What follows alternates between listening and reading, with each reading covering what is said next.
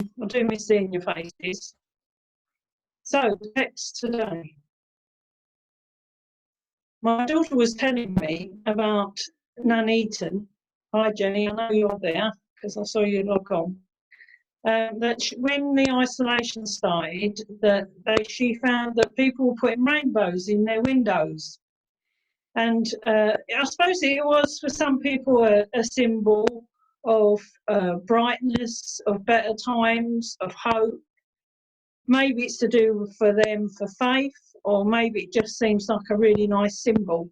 And they put it in their so that when parents who are in isolation with their children could walk around and spot the rainbows. So they'd go on a rainbow hunt around the streets, which I think is a wonderful idea.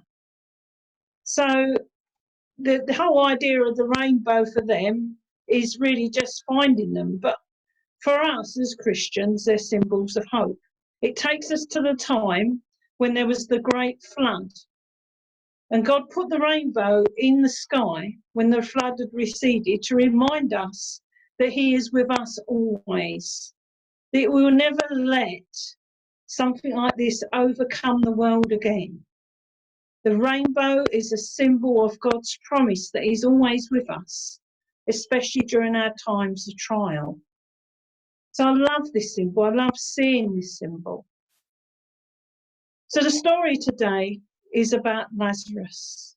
Most of us know this story. In some ways, it's a very difficult story. It starts off with Jesus finding out that his friend Lazarus is dying. And rather than rushing off to Lazarus to heal him, Jesus seemingly deliberately delays and lets nature take its course. This is quite startling for us. So nature takes its course and Jesus starts out on his journey. And when he reaches there, he has the distraught Martha confronting him. She doesn't pull her punches.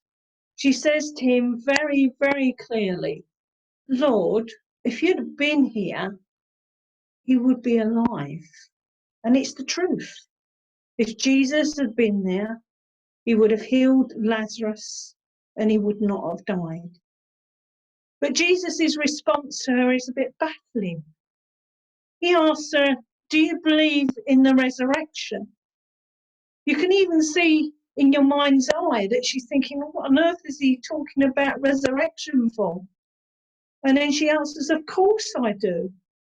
But he pushes her further. He wants to make sure that she understands about resurrection.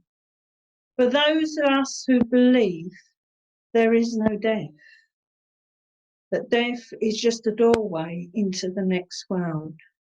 And with Jesus coming back, resurrected himself, he overcomes death. He proves to us that there is life eternal. I'm not sure she completely understands what he's saying. She's distraught, she's angry, she's upset. So she leads him to the tomb. And Jesus proves that he is the Messiah. He calls out Lazarus from the tomb. And Lazarus is risen from the dead. Proof that Jesus is the Messiah. And so the story is all about hope. It's all about fear, our fear of dying. In some ways, I'm not afraid of what's to come beyond this world. I'm sure it's going to be a wonderful place because Jesus tells us that. But like many people, I'm afraid of the bit where you pass from this world to the next. That's the bit that frightens me. That's the thing that scares me the most, how I pass from this world to the next. In my past, I worked in a hospital, particularly around people who were dying. And many of those who were dying would often see loved ones in the room with them. Nobody else could see them, only them. And they would always be the loved ones that had passed over already. My own brother was an atheist, but when he was dying, he kept seeing people in his room, people that were relatives and friends that had died. My other brothers are also atheists, said, it's a medication. But I've got to say to you that he only saw people that died. And if he was hallucinating, why didn't he see the living?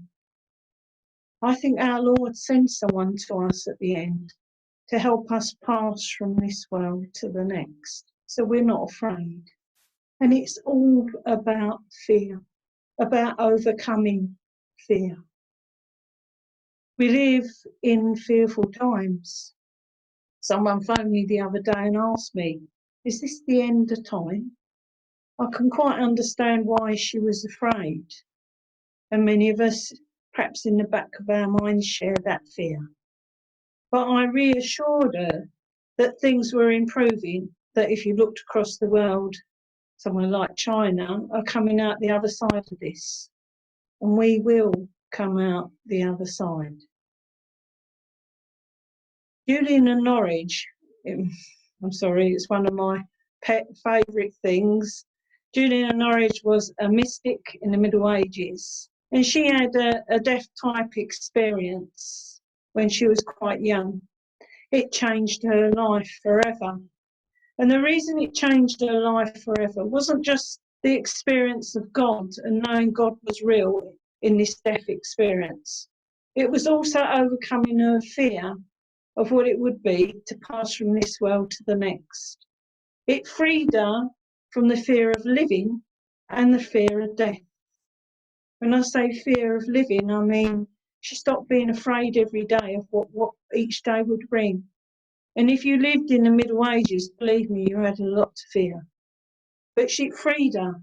It helped her to experience the joy of living in the freedom of knowing that the world would not end with death, but that she would pass into another life where Christ himself would meet her. These are difficult and challenging times, and we all experience some fear. But our God reminds us that he is with us always, in every single situation. Me and Les went out on our daily constitutional yesterday. And as we walked around Shepshed, we didn't go very far, I've got to say. I was counting the rainbows in people's windows. It was lovely. I counted about eight rainbows, and we didn't walk very far. And I could feel already my heart lifting and hope really filling my heart with joy. It was lovely. There were all sorts of rainbows, including one that was painted straight onto the window with finger paints. Wonderful. You can almost imagine the children doing it. So as we approach the times ahead, I would say, remember God is with you. There's nothing to be afraid of because God is with you. And maybe you could think about putting a rainbow in your window to remind yourself that God is with you and to remind others that God is with them. Amen.